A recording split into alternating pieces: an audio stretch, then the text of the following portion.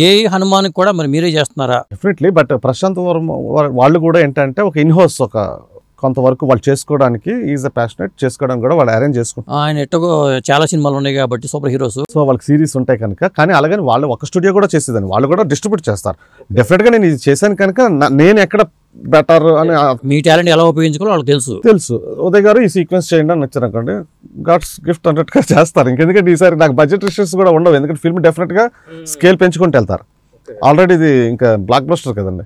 So ఇప్పుడు అంత restrictions అంత ప్యానిక్ అయిపోతుంది, నెక్స్ట్ కూడా ఉండదు. కొద్దిగా రిలాక్స్డ్గా క్వాలిటీ కోసం ఇంకా మంచిగా వెళ్ళొచ్చు. ఇప్పుడు హనుమాన్ సినిమాలో ఎన్ని నిమిషాలు ఉందండి సీజీ వర్క్ మొత్తం? టోటల్గా 2.5 గంటల సినిమా అనుకుంటే దాంట్లో 1 hour ఉంటుందా మొత్తం మీ చేసిన వర్క్ అంతా? 1 hour ఉంటుందండి.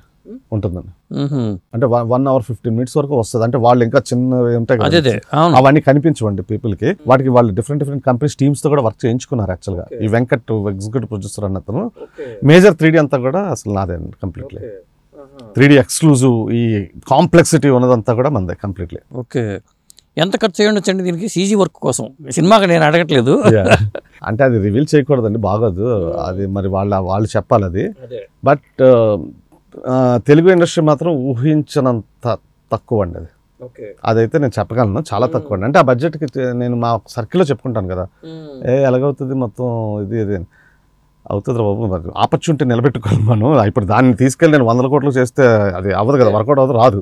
ఉన్నదాన్ని మనం రీసోర్సెస్. ఇంకోటి ఏంటంటే ఈ సినిమా సక్సెస్ కారణం ఏంటంటే కొంత అనేక భాషల్లోకి వాళ్ళు ఒకేసారి రిలీజ్ చేయడం అనేది కూడా. Teaser is a big game changer అండి కంప్లీట్లీ. అది నా పర్సనల్ గా కావచ్చు, వాళ్ళ ఫిల్మ్ కావచ్చు, అసలు ఇదొక ద బిగ్గెస్ట్ కేస్ స్టడీ అండి. ఇది నోట్ చేసుకొని చెప్తున్నాను.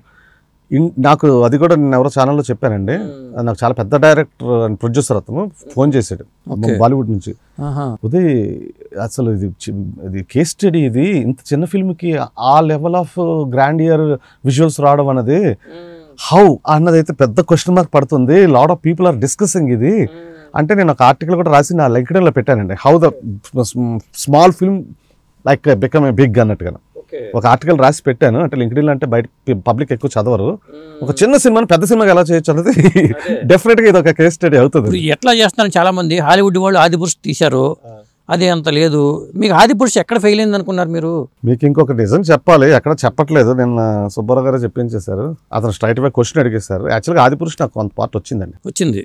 నేను 1 month తర్వాత చేసి కొన్ని రీజన్స్ బ్యాక్ ఇచ్చానండి. వర్క్ నా వల్ల కాదు, ఇది నాకు అర్థమైందండి. నాకు ఇదివరకు కొద్దిగా బ్యాడ్ ఎక్స్పీరియన్సెస్ తెలుగు ఫిల్మ్ ఇండస్ట్రీలో జరిగిందండి. నాకు తెలియదు ఇక్కడ ఇండస్ట్రీ. ముంబై నుంచి వచ్చిన తర్వాత బిజినెస్ పెట్టాను.